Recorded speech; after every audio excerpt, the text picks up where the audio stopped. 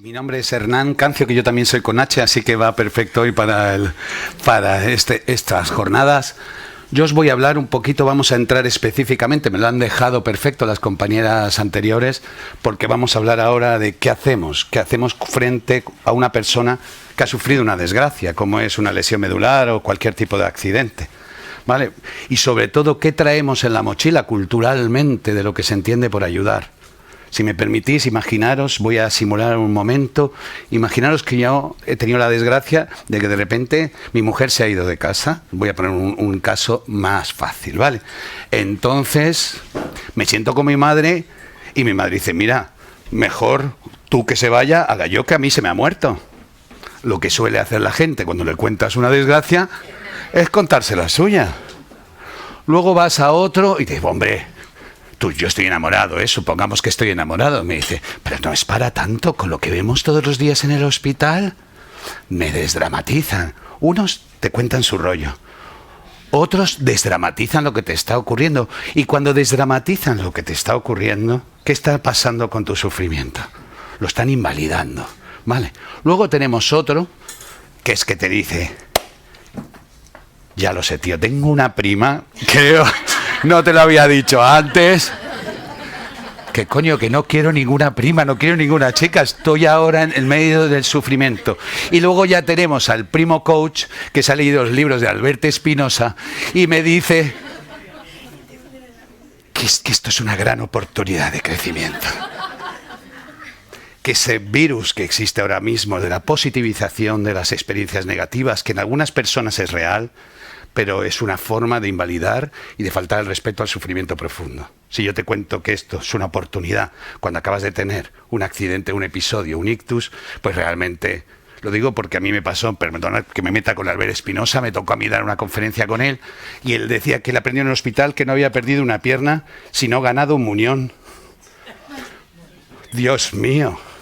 Pues esa basura literaria y bibliográfica, no lo digo por él, existe a montones ahora. Tienes el típico primo que te está contando o que leemos esos libros de positividad y actualmente eso que provoca. Fijaros, todas estas anécdotas os lo cuento para que nos podamos poner en el papel de cómo solemos reaccionar culturalmente. Digo para que no sintamos mal después porque he estructurado la historia de qué hacer y qué no hacer cuando alguien tiene una desgracia, ¿vale? Y lo que os quiero contar, normalmente en nuestra cultura lo que hacemos es desdramatizar, invalidar y desdramatizar. Hombre, no es para tanto, peor sería que se te hubiera muerto tu mujer. Quiero decir, esos consejos, yo me acuerdo con algún compañero en La Paz que se le había muerto el hijo a una señora y le dice, hombre, menos mal que le queda otro para cuidar, como si eso fuera a ayudar de alguna manera. No nos damos cuenta culturalmente, ¿por qué? Porque la desgracia la evitamos, no queremos saber de ella. Incluso en muchas familias que habéis vivido una desgracia, hemos aprendido en este país que de la desgracia es mejor no hablar. Se ha perdido un hermano en esa casa y nunca más se ha vuelto a hablar del hermano, aunque en la mesa cada día está presente. Porque hay muchas personas que por evitar el sufrimiento lo que hacen es evitar cualquier forma de comunicación bajo esa cosa muy infantil pero que funciona, que de lo que no se habla no existe. Y eso con el sufrimiento y la desgracia ocurre mucho. Por eso vamos a intentar, digo, con compasión hacia nosotros mismos. Lo digo porque esto nos va a ayudar también, comprendiéndonos que los esquemas automáticos que traemos culturales no son los más adecuados. Quiero pasar de la idea de que la empatía es algo simplemente desiderativo, ¿vale? Si yo quiero ser bueno con los pacientes, no basta con serlo, hay que saber serlo. No sé si me explico. El que no sabe y no hace es mucho menos peligroso que el que no sabe y hace. Porque cree que está ayudando muchas veces y lo que hayáis vivido por desgracia, una desgracia, sabréis que a veces de que te viene a ayudar, digo, menos mal que me viene a ayudar, que si me viniera a fastidiar, Dios mío. No os lo digo porque hay gente que te quiere animar y lo que te hace es hundir. Lo digo esto por comprendernos. ¿Por qué todo esto? Fíjate, Joan, cuando estás frente a alguien que está sufriendo o está muy angustiado, ¿qué te ocurre a ti por dentro? ¿Qué nos suele ocurrir? Bueno, tú que te veo mucha experiencia, pero en general, vale, empatizas. Pero antes de empatizar, si yo estoy muy nervioso o muy cabreado, ¿qué te ocurre a nivel emocional a ti cuando estás con alguien que está muy conmovido o muy afectado por una emoción? Bueno, claro, yo hablo del razonamiento, porque ahora tal, pero yo en principio yo soy sereno. O sea, claro, pero tú estás elaborado. ¿Qué nos ocurre, chicas? Claro, se contagia la emoción, ¿vale? se contagia la emoción. Y entonces tú empiezas a sentirte mal con el mal del otro. Y entonces, ¿qué quieres hacer? Calmar al otro para calmarte tú. Y de ahí salen un montón de chorradas por la boca que no suelen ayudar a nadie, porque tienen más que ver con calmar al emisor de la ayuda que con ayudar al receptor. Lo digo en este sentido por comprender. Y las personas somos muy evitativas, los que seáis sanitarios, al haber llegado a situaciones de alta complejidad emocional, sin formación, ¿vale?, te quedas con traumas que ni te das cuenta y te vuelves enormemente evitativo. Yo tengo compañeros que tienen una cintura para no hablar de nada, hablando, que son la leche, vamos, porque ha aprendido a lo largo de su vida a evitar el contacto emocional. ¿Por qué? Porque muchas veces llegamos a contextos, y estamos aquí en de los peores, digo, en la Goodman estamos uno de los peores sufrimientos, de las peores cosas que te pueden pasar, llegamos sin recursos y fortalecimiento interno, como quizá tú sí has hecho, Joan, a nivel personal. Lo digo en ese sentido, pero sí, fijaros, se contagian. Y yo hablamos mucho de empatía, pero me vais a permitir ser un poco provocador, ¿vale? Permíteme contestar esta pregunta. La voy a explicar. Yo, que tenía una hermana, yo durante 2 años y 11 días vi como un bebé crecía en el entorno familiar y aprendí a relacionarme. Con el sufrimiento, dice... O sea, yo, por ejemplo, tal, y eso yo ya lo integras. Eso es difícil hasta que uno no lo vive en primera persona.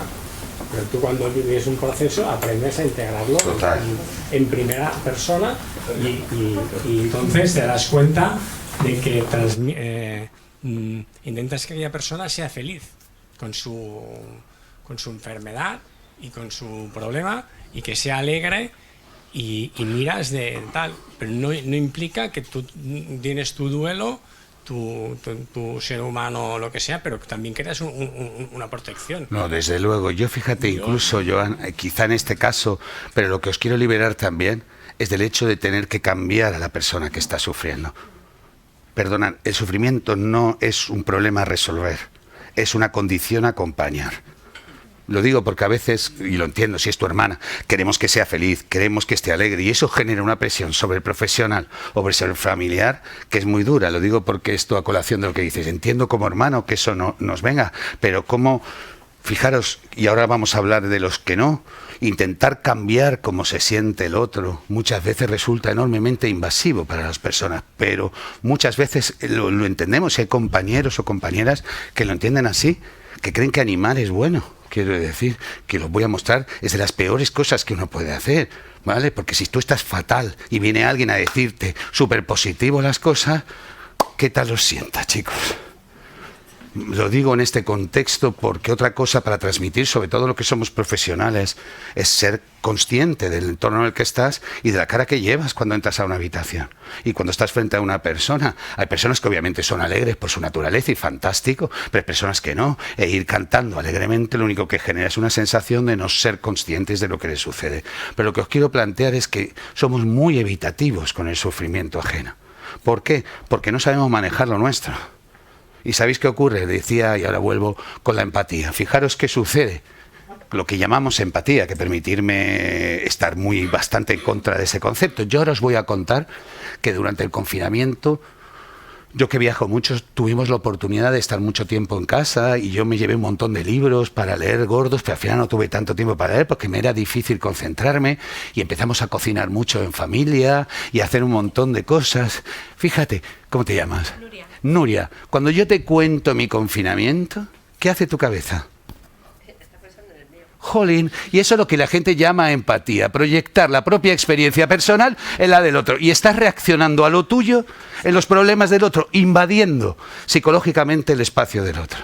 Vale, por eso vamos a cambiar de término, vamos a llamar sensibilidad emocional, la capacidad de valorar la experiencia del otro, pero no invadirla con la nuestra. Mucha gente invade continuamente el ánimo del otro cuando lo que está queriendo es ayudar. Si ella es mi hermana y tengo yo una paranoia con quedarme solo, horrible, cuando ella tiene un problema de pareja, mi reacción es tremenda, pero estoy proyectando mis cosas. Lo digo esto porque yo abogo por una ayuda que no invada, que respete el espacio. Y por favor, no hace falta cambiar a la gente, hace falta acompañarla cuando uno está mal. Puedo pasar la diapo, ¿no? Como eso ya preparado Ahora vamos a ver lo que sí y lo que no, pero comentaros, ¿vale?, que no estamos preparados ni formados para el manejo de la desgracia ajena. Nadie nos ha explicado en el colegio, oye, si te ocurre una desgracia, ¿qué hacer? Como si vas por desgracia, vas a perder un familiar íntimo, nadie te lo explica. Y todas las cosas que solemos hacer son más evitativas muchas veces, porque lo que hacemos, como os decía, es desdramatizar, aconsejar y decirle al otro lo que tiene que hacer, todas esas cosas que hemos aprendido. Por eso voy a empezar por evitar y vamos a empezar por entender que las personas estamos programadas automáticamente a nivel de comunicación. Por eso a veces es tan difícil transformar esas actitudes, como decían esta mañana algún doctor. Vale, lo primero, cuando tú escuchas a alguien sufrir, como lo planteas como una solución, le dices lo que tiene que hacer. Yo le cuento a mi amiga que mi chica me ha dejado, mira chico, con el majo que eres tú, lo que tienes que hacer es dejarla atrás. Y esa cosa horrible, porque hay que tirar para adelante. O sea, te acaba de caerte tu vida y tu amiga, con la mejor de las intenciones, ¿qué quieres decir con eso? Que hay que tirar para adelante, que me guardo todo lo que me ha pasado, hago como si nada. No sé si me explico. Nada de tirar para adelante, chicos, con la gente que está sufriendo. Otra cosa es que lo diga él, no me entendáis mal, ¿eh? Igual que a veces palabras de ánimo, emitidas por el propio paciente o personas también, pero dadas por otro. Lo que os quiero hacer transmitir es que mucha gente cree ayudar y no ayuda, y mucha gente que cree que no ayuda, ayuda un montón. Lo digo en ese sentido más efectivo, ¿vale? Porque a veces, por evitar esto. Otra cosa que a evitar muchísimo es la desdramatización. Como el contagio emocional es muy intenso, para calmarte tú lo que intentas es quitarle hierro al del otro. Pero claro, si ella está preocupada por un problema de pareja, y yo le digo, chica, con lo que vemos en la UCI, ¿qué la estoy llamando? Exagerada, tonta, histérica. Esto es típico de los profesionales. Cuando te están metiendo una cosa y te dicen, si esto no duele, ¿y tú qué haces ahí? Yo, si me quejo, soy un quejica, y si me callo, soy un masoca. No sé si me explico. Esto pasa muchísimo en entornos profesionales. Por eso, desdramatizar es una forma de quitar hierro al asunto, con lo cual las personas no se sienten acompañadas. Siguiente cosa que hacemos muy frecuentemente y también derivada de este contagio es animar. Venga, y ahora hay miles de libros, de yonkis, del pensamiento positivo, que ahora están por todos los lados. No, que es como una droga, claro, pues te sube la dopamina, te encuentras bien, pero no está apoyado en el suelo eso. La ilusión es bonita, pero en términos psiquiátricos es ver lo que no existe, ¿vale? Lo digo en este sentido porque yo creo en la realidad. Una cosa es tener proyectos, y hay mucha palabrería en torno a esto y mucha gente que vive de esto sin ser profesionales auténticos del sufrimiento. Animar si el paciente lo reclama, animar si la situación es posible porque el paciente tiene posibilidades de curación, pero muchas veces lo que hace sentir al otro, si yo a ella la animo porque tiene un problema de pareja, hombre, que no es para lo que hace ella es desconectar, ya no la estoy ayudando. Porque si me animas es que no entiendes el problema que tengo. Igual que si me animas, acabo de perder a mi pareja y me planteas, búscame otra novia con tu prima, es que no me estás pillando, con lo que desconecto. Y luego otra cosa que hacemos mucho, cuando estás frente a alguien que sufre, como se contagia también, intentas cambiar cómo se siente. ¿A ti cuando estás mal, cómo te llamas? Rosana. Rosana, cuando estás mal, ¿te gusta que las personas que te rodean respeten tu estado o que te lo cambien? No, que lo respeten. ¿Verdad? Si no está de mal rollo, bueno, hay veces que no viene mal y si tenemos una amistad, pero de primeras es mucho más importante validar. Si veis todas estas cosas que se venden como ayuda, realmente son formas de invalidar el sufrimiento. Hay un libro que se llama Sonríe o muere, ¿vale? Smile or Die, de una americana que tuvo, por desgracia, cáncer de mama y se mete a internet y empieza a encontrar, gracias al cáncer de mama, descubrí la verdad de mi familia, gracias al cáncer de mama aprendí a vivir el presente, vamos, que era genial tener un cáncer de mama. No nos pasemos de esto. Hay personas que viven crecimiento traumático, postraumático, como se llama en psicología, pero la mayoría vivimos estrés postraumático, ¿vale? Y estamos traumatizados. Cuando te ocurre lo que acaba de contar esta señora, estás en un estado traumático. Cuando te ocurre lo que le comentaba el doctor, que de repente te despiertas, es la mayoría, ¿vale? De hecho, lo que diríamos los profesionales de esto, diríamos, los momentos de crisis no son momentos de crecimiento. Si tú te acabas de caer de un barco y estás en una tormenta, no es el momento de empezar a pensar hacia dónde quieres nadar. Con flotar vale, joder, con flotar vale. Y esto os lo digo ante la desgracia. Es verdad, porque ahora se plantea la idea, y es verdad en algunas personas, no quiero negarlo con esto, que hay un despertar espiritual y demás, pero hay toda una escuela americana ahora que plantea que el sufrimiento, que sea un despertar espiritual, ahí lo entiendo, pero que en general, en momentos de crisis no son momentos de desarrollo, incluso las células, los que seáis médicos, cuando la célula está en alerta, no está en fase de desarrollo, solo hay dos posiciones, la célula, alarma o reposo. El reposo se desarrolla la célula, en alarma no, pues la alarma se está defendiendo, y cuando tú estás nervioso porque te ha pasado algo, todo tu organismo está en el mismo estado, tus células y tu estado emocional. Por eso, fijaros, es mucho más importante permitir la experiencia del otro, no invadirle con palabras, simplemente darle un espacio donde pueda sentir cómo se siente cómodamente. Muchos pacientes cuando sufren se sienten incómodos porque saben que eso afecta a la persona que tiene al lado, sea un profesional, entonces se contienen y están apoyando ellos a las personas que en teoría deberían estar apoyándoles. No sé si me explico. Por eso, ¿qué es ayudar? Pues es dar un espacio en que la gente se sienta cómoda para sentirse como se siente, sin decirle lo que tiene que hacer, validando la experiencia desde entender que lo que te ha ocurrido es una desgracia. Y la desgracia, chicos, tarda tiempo. Mira, los gallegos tienen una cosa, hay cosas que se pueden, hay piedras que se pueden tragar, pero cuando son muy gordas hay que roerlas, y hay que roerlas de a poquito. No sé si me explico, no se pueden tragar de un golpe, con lo cual va a tardar. Por eso lo primero que os quiero transmitir es quitaros el hábito de tener que solucionar o decir nada. Acoge y valida la experiencia. No hay palabras frente a una mujer cuyo hijo estaba hace 2 meses jugando al tenis y ahora está con unos temblores y unos ataques epilépticos en el hospital. Ahí no hay palabras, pero sí hay acercamiento, el contacto que tanto han dicho las compañeras antes, que ha salido en sus estudios, pero el acoger y el validar. ¿Qué es validar? Es transmitir con nuestra conducta que entendemos que lo que le ha pasado es horrible. Pero eso es muy contrario a lo que culturalmente hemos aprendido. Porque culturalmente lo que hemos aprendido es que es mejor animar, para que no se preocupe. Claro, pero ¿cómo no me voy a preocupar si estoy en la cama y no me puedo mover? Joder, ¿qué quieres que piense? No, lo digo, permitidme decirlo con humor, ¿no? Por eso, permitir el desahogo sin intervenir. Lo vuelvo a repetir, el sufrimiento no es algo a transformar, no es un problema a resolver. Porque cuando estás escuchando a alguien que sufre, estás pensando qué decirle, déjale. Escucha para comprender, no para responder.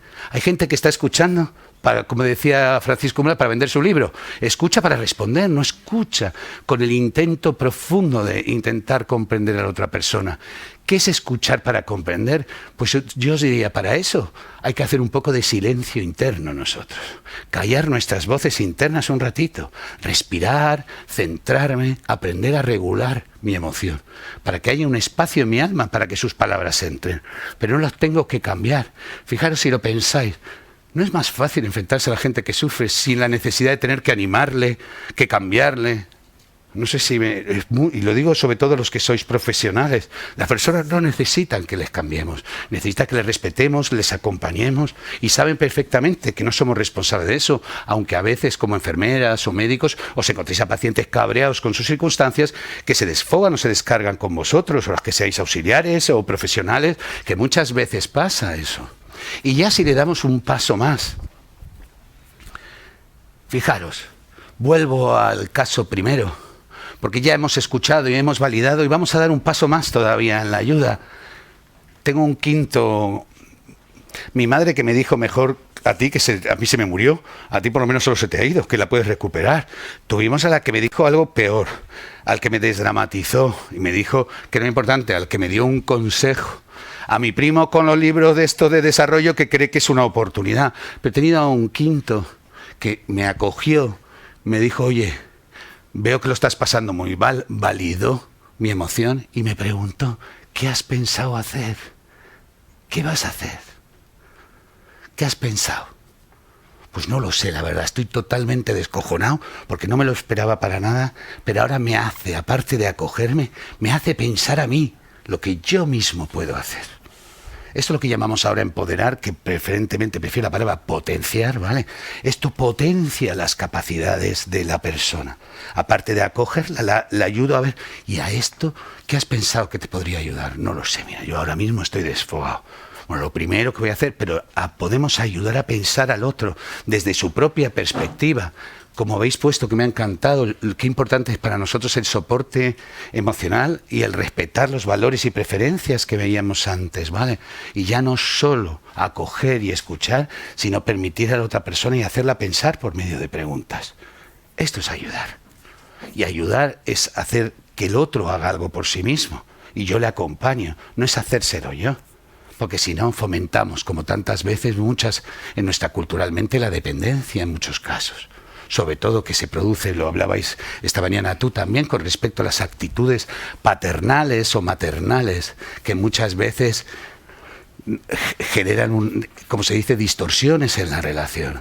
Pues fijaros, llevo 60.000, 70.000 sanitarios formados de todos los estamentos y me he dado cuenta, hay un fenómeno en sociología que se llama primus inter pares, que es que tú crees que la cosa, ningún cirujano cree que va a ser paciente algún día, es una cosa que es muy sorprendente.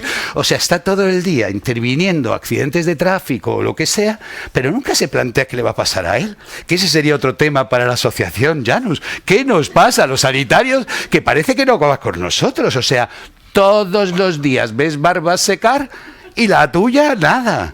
Quiero decir, en ese contexto, porque es un mecanismo de defensa, ¿vale? Durante años hemos usado como mecanismo de defensa la cosificación del paciente. Yo vi más lejos. Esta mañana decían el paciente de la 3.2, no. Ha sido aún peor. La mama de la 11.3. La DM4 del no sé cuánto. La del ictus de la ictus frontolateral, ¿sabes? Y llamábamos a los pacientes por la enfermedad. Que eso vamos a entender. Hubo un momento que era un mecanismo de defensa por parte de los profesionales, ¿vale? Por eso yo, fijaros, antes lo decía la doctora Bernabeu esta mañana, quizá antes la relación médico-paciente yo no creo que fuera mejor y lo hayamos perdido. Creo que nunca lo hemos tenido, igual que en la educación con los niños. Antes lo que pasa... Vamos a ver, si me permitís el símil entre la familia y el ámbito sanitario. Claro, antes no había problemas en las casas, claro. Tu padre te metía una leche en la primera que hablabas y había una armonía en casa. Esto es como, joder, cuando tú encuentras una pareja que no discute nada, hay una que obedece y el otro que manda. Es así de claro. En cuanto la familia se ha vuelto simétrica, surgen los conflictos. Y es normal. Ahora las casas son un follón, pero ya no hay conflicto generacional y los tenemos que echar a los hijos a patadas. Antes te querías ir corriendo y ahora los queremos quitar de encima a los mayores. Lo que quiero decir es que ese mismo proceso que hemos vivido en el ámbito familiar también se está produciendo en el ámbito sanitario. Recordar, vamos a ver, hasta los años 60 o 70, el objetivo de la educación en Occidente, yo no voy a entrar en otras culturas, era enseñarle al hijo a ser lo que debe. Si tú eras mielero, mielero, si eras pescatero, pescatero, a comportarse como se debe, a interiorizarle a leches, básicamente los valores de su sociedad, ¿vale? ¿Qué ocurre? Llegaron los psicólogos, llegó todo un movimiento y nos dimos cuenta, que respetando el estado emocional del niño, potenciando sus capacidades, cambiaba muchísimo su desarrollo. Hablamos mucho de la Internet. Permitimos una revolución mucho más profunda y es el cambio en cómo criamos a los niños, el desarrollo intelectual y creativo que produce un apego materno satisfactorio, quiero decir, y una educación que no esté basada en el castigo y en la violencia como ha sido tanto tiempo. Pero esto hace nada, hace 50 años que empezamos a descubrir que los niños tenían emociones y que había que desarrollar, y empezamos a preguntar a los niños qué querían ser de mayor. Antes eso estaba predeterminado. Y si tenías un padre notario, ya te iba a tocar a ti si te querías cambiar de tema. Lo digo, y hasta fijaros qué loco, le poníamos el mismo nombre nuestro a nuestros hijos, como una prolongación de nuestro ego. Es interesante esto. En un momento dado, respetamos la individualidad del niño y empezamos a desarrollar. Claro, antes no había conflictos. Desde la perspectiva del padre, ha perdido unos cuantos enteros, pero desde la perspectiva de la felicidad global familiar ha subido mucho. Lo mismo en el ámbito sanitario. Hace años los pacientes no opinaban. Yo, que no soy tan viejo, tengo 54 años, he estado en muchísimos servicios de oncología donde nadie sabía su diagnóstico, excepto un enchufado. Hasta hace nada no se informaba a los pacientes de nada. Quiero decir, porque se consideraba paternalísticamente que no era bueno para ellos. Bueno, las UCI ya ni os cuento. Vale, ¿sabéis lo que es el marasmo hospitalario? Se dieron cuenta en la Spitz, en la Guerra Mundial, tenían un montón de bebés en el hospital y estaban perfectamente cuidados, pero nadie interactuaba con ellos. Pues esos bebés entraban en un proceso, ciertos trastornos psicóticos, muchos de ellos morían. Los bebés mueren si no hay contacto. Y durante años, en un UCIs infantiles, a la madre se le dejaba entrar media hora al día, que me gustaría hacer un estudio psicológico del efecto que ha tenido eso. Y eso hace nada. Lo que os quiero decir es que vamos hacia adelante. No vamos hacia atrás, porque a veces, como todos, los que ya somos mayores, idealizamos la vida antigua, pero sí transmitiros que esto que ocurre ha ganado voz el paciente. Entonces, ¿qué necesita? Igual que el padre de familia, ¿qué necesita aprender? Espera, que no me quiero pasar, sí. ¿Qué necesita el padre de familia cuando ha cambiado el rol y ya la percepción es más simétrica? Pues tiene que aprender a deliberar y tiene que dejar de imponer. Y lo mismo os digo a los que lleváis bata. Nos ponemos una batita y nos ponemos a dar órdenes. Lo digo en este contexto. ¿Por qué? Dar órdenes hace obedientes. ¿Qué queréis? ¿Obedientes o responsables? Porque eso habría que plantearse en la educación y con los pacientes también. Si tú quieres un hijo obediente, es muy fácil. Utiliza el castigo y obedecerá. Pero la obediencia no es la responsabilidad. La responsabilidad requiere libertad para poder desarrollarse. Por eso, si queremos desarrollar la autonomía de los pacientes, han de tener parte de la toma de decisiones. Pero la toma de decisiones a veces se confunde, y lo oía esta mañana y con esto acabo, se confunde la toma de decisiones con discutir acerca del tratamiento. Sí, doctor, sí, me gustaría que me ponga el protocolo de Chicago con la R. No se trata de eso, sino se trata de incorporar las preferencias y valores de los pacientes en la toma de decisiones, que no tiene nada que ver con discutir con tratamientos de alta complejidad. Es darme cuenta que esa persona ahora mismo quizá no es un momento adecuado para darle un tratamiento de quimio, porque tiene un problema empresarial de la leche, tiene un pequeño negocio que se le está hundiendo y vamos a esperar un mes, porque ese tío no se me va a concentrar o lo que sea. Lo digo en ese sentido de adecuar, o como muy bien decía la doctora Bernabeu esta mañana, personalizar. Por eso, si veis, se trata de aprender a no intervenir, chicos, a permanecer en la escucha y en la compasión, dejando que el otro se exprese, darle un sitio al que está viviendo una desgracia para que se pueda desahogar y para que pueda elaborar él mismo sus propias capacidades. Como decían antes las compañeras, cada uno es único, ¿vale? Y para acabar os quiero contar, voy bien, ¿no? De tiempo, vale. Para acabar os quiero contar un pequeño cuentito colombiano que a mí me gusta mucho, que es de Galeano. Había un colombiano que era famoso imaginaos, en una sierra, porque iba tocando en bodas, bautizos, parrandas de los pueblos, iba tocando su guitarra, ¿vale? Y a la vez volvía al amanecer. Un amanecer que estaba volviendo, un amanecer que estaba volviendo a casa, de repente unos ladrones le atacaron. Y le quitaron todo, y le dejaron en el barro, con la cara metida en el barro, ahí. Al amanecer este hombre inconsciente se despertó y se levantó y dijo, ostras, me han robado el caballo, dice. Hostia, me han robado el dinero. Y me han robado la guitarra también. Pero no me han llevado la música. Que nadie se lleve la música, chicos. Que eso no tiene nada que ver con el cuerpo. Muchas gracias. ¿Sí?